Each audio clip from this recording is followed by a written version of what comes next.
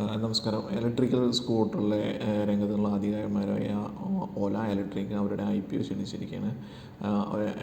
ഓല electrical ഏകദേശം electrical scooters, അതിൻ്റെ fittings, batteries എല്ലാം പ്രിപ്പയർ ചെയ്യുന്ന ഒരു കമ്പനിയാണ്. ഫേമസ് കമ്പനിയാണ്. ഇനി അവരുടെ IPO ആയിട്ട് ബന്ധപ്പെട്ട് നോക്കുകയാണെങ്കിൽ ഇലക്ട്രിക്കൽ IPO ഓല ഇലക്ട്രിക്കലിൻ്റെ IPO വരുന്നത് സെക്കൻഡ് ഓഗസ്റ്റ് മുതൽ 6th ഓഗസ്റ്റ് വരെയാണുള്ളത്. മിനിമം ഇൻവെസ്റ്റ്മെൻറ്റ് 14,820 റുപ്പീസാണ്. അതായത് 195 ഷെയർസാണ് നമ്മൾ ഒരു ലോട്ട് സൈസായിട്ട് വാങ്ങേണ്ടത്. 72 മുതൽ 76 റുപ്പീസ് വരെയാണ് ഇതിൻ്റെ പ്രൈസ് റേഞ്ചായിട്ട് കൊടുത്തിരിക്കുന്നത്. മാക്സിമം ഇൻവെസ്റ്റ്മെൻറ്റ് നമുക്ക് 1,92,660 വരെ ചെയ്യാവുന്നതാണ്. പിന്നെ ഇതിൻ്റെ റീറ്റെയിൽ ഡിസ്കൗണ്ടും ഇഷ്യൂ സൈസും കാര്യങ്ങളാണ് ഇവിടെ കൊടുത്തിരിക്കുന്നത്. ഇനി ഇതിൻ്റെ ഇതിൻ്റെ IPO ഡേറ്റ്സുമായിട്ട് ബന്ധപ്പെട്ടാണെങ്കിൽ ഓഗസ്റ്റ് 2 അതായത് ഇന്ന് ഇത് സ്റ്റാർട്ട് ചെയ്യും. ഓഗസ്റ്റ് 6 വരെ ഉണ്ട്.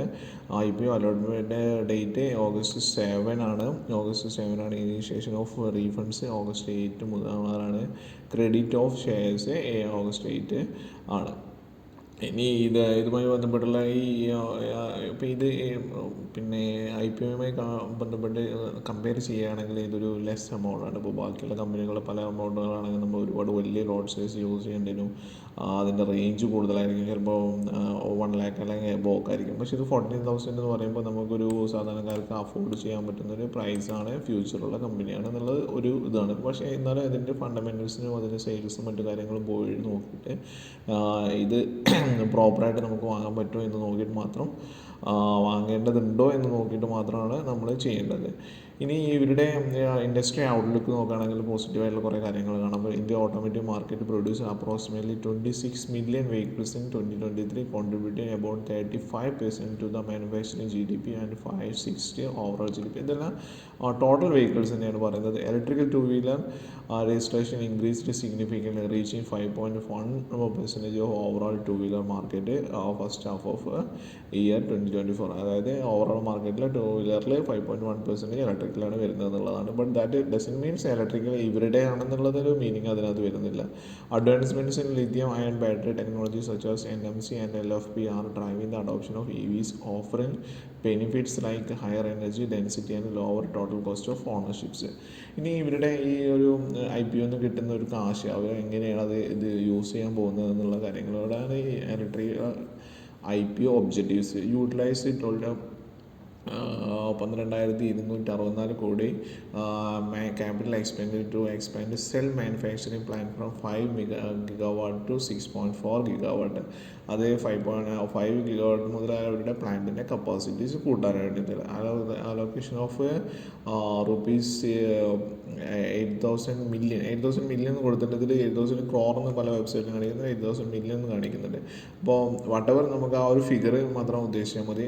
Repaying or prepaying the indebtedness of the subsidiary OIT, അവരുടെ കടങ്ങളൊക്കെ തീർക്കാൻ വേണ്ടിയിട്ട് invest 16,000 into research and development of drive innovation and enhance product offering. നമുക്ക് 16,000 കോടി രൂപ അവർ R&Dക്ക് കൊടുക്കണം, അതായത് റിസർച്ച് ആൻഡ് ഡെവലപ്മെൻറ്റ് കൊടുക്കണം. അപ്പോൾ റിസർച്ച് ആൻഡ് ഡെവലപ്മെൻറ്റ് കൊടുക്കുമ്പോൾ നമുക്കൊന്നത് അറിയാം, അവരുടെ ഇതിൻ്റെ ഒരു എന്താ പറയുക, റിസൾട്ട് പെട്ടെന്ന് തന്നെ വരാൻ ചാൻസ് ഇല്ല. അപ്പോൾ റിസൾട്ട് വരാൻ ചിലപ്പോൾ ടൈം എടുക്കും. റിസൾട്ട് വന്നിട്ട് അതിൽ തന്നെ പുതിയ മോഡൽ ഇറക്കി അതിൻ്റെ കാശെല്ലാം കിട്ടുമ്പോഴേക്കും ദാറ്റ് മീൻസ് കുറച്ച് കാലത്തേക്ക് ഇവരുടെ ഒരു ഇൻകം അത്ര ഒരു സ്റ്റീപ്പ് ഹൈ ആവാനൊന്നും സാധ്യത കുറവാണെന്നുള്ളതാണ് ഇവിടെ നമുക്ക് കാണാൻ പറ്റും. Utilise 3,500 for initiation aimed to organic growth and strengthen the market position strengthen ചെയ്യാൻ വേണ്ടിയിട്ട്.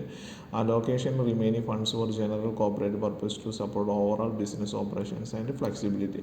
ഇതൊക്കെയാണ് അവരുടെ IPOയുടെ ഒബ്ജക്റ്റീവ്സായിട്ട് കാണിക്കുന്നത്.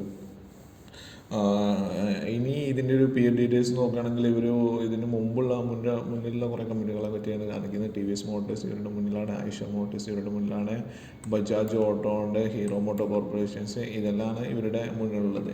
ഇനി ഇവരുടെ കഴിഞ്ഞ കാലത്ത് കുറച്ച് പെർഫോമൻസ് നോക്കുകയാണെങ്കിൽ നമുക്ക് കഴിഞ്ഞ കാലത്തെ കുറച്ച് പെർഫോമൻസ് നമുക്ക് ജസ്റ്റ് നോക്കാവുന്നതാണ്. അതായത് revenue from operations 2021 8.6 after tax ആണ് 26 ഇൻക്രീസ് ചെയ്തിട്ടുണ്ട്. ലോസ് ഓഫ് പീരിയഡ് ഇതാണ് കാണിക്കുന്നത് 14,720 കോറാണ് കാണിക്കുന്നത്. ഇനി ഇതിനകത്തുള്ളത് വേറൊരു ടോട്ടൽ ബോറോവിങ്സ് ഇവരുടെ ഒരുപാട് കൂടിയിട്ടുണ്ട്. 16,457 കൂടിയിട്ടുണ്ട് എന്നുള്ളത് കാണാൻ പറ്റും. ഇനി ഇതിൻ്റെ വേറെ വെബ്സൈറ്റിൽ പരിശോധിക്കുമ്പോൾ നമ്മൾ റവന്യൂ ഇങ്ങനെയാണ്. അതുപോലെ തന്നെ നമ്മൾ ഇൻക്രീസ് ചെയ്തിട്ടുണ്ട്. ടോട്ടൽ അസറ്റ്സ് ഓൾമോസ്റ്റ് ഇൻക്രീസ് ചെയ്തിട്ടുണ്ട്. ബട്ട് പ്രോഫിറ്റ് 2024 മൈനസ് ആയിട്ടാണ് കാണിക്കുന്നത്. മൈനസ് 2022-ലും 2023-ലും 2024-ലും മൈനസ് ആയിട്ട് കാണിക്കുന്നതാണ്. അപ്പോൾ ഇത് എപ്പോഴും നമ്മൾ ശ്രദ്ധിക്കേണ്ട ഒരു കാര്യം തന്നെ ആണ് എന്ന് നമുക്കിത് പറയാൻ പറ്റുന്നതാണ്. ഇനി ഇതുമായി ബന്ധപ്പെട്ടുള്ള അടുത്ത ഇവരുടെ മറ്റു കാര്യങ്ങൾ നോക്കുകയാണെങ്കിൽ ഇവർ ചെയ്തിരിക്കുന്ന കുറേ കാര്യങ്ങളുണ്ട്. ഒന്ന് EV ഇവർ കമ്പനിയുടെ അവകാശപ്പെടുന്ന EV റിലേറ്റഡ് ആയിട്ടുള്ള കോമ്പണൻസും മേക്ക് ചെയ്യുന്നൊരു കമ്പനിയാണ്. അതോടൊപ്പം തന്നെ അവരുടെ ബാറ്ററി, മോട്ടേഴ്സ്, ബാക്കിയുള്ള കാര്യങ്ങളെല്ലാം അവർ ചെയ്യുന്ന ഒരു കമ്പനിയാണ്. അതോടൊപ്പം തന്നെ അവർ പ്ലാൻ ചെയ്യുന്നത് എക്സ്പോർട്ട് കൂട്ടാനോടെയാണ്. വിദേശ രാജ്യങ്ങളോടെ എക്സ്പോർട്ട് ചെയ്യാനുള്ളൊരു മോട്ടോ കൂടെ ഇവർ വെച്ചിരിക്കുകയാണ്. അപ്പോൾ ഇതൊക്കെയാണ് IPOയുമായി ബന്ധപ്പെട്ട് ഉള്ള ഇലക്ട്രിക്കിനെ പറ്റിയിട്ടുള്ള പറയാനുള്ളത്. അപ്പോൾ IPOയിൽ ലിസ്റ്റ് ചെയ്യുന്നതിന് മുമ്പ് അല്ലെങ്കിൽ IPOയിൽ ഇത് ചെയ്യുന്നതിന് മുമ്പ്, പർച്ചേസ് ചെയ്യുന്നതിന് മുമ്പ് കൂടുതൽ കാര്യങ്ങൾ വിശദമായി നോക്കിയിട്ട് പെട്ടെന്ന് ചെയ്യേണ്ട എന്നുള്ളൊരു അഭിപ്രായമാണ് എനിക്ക് ഇതിനകത്ത് പറയാനുള്ളത്.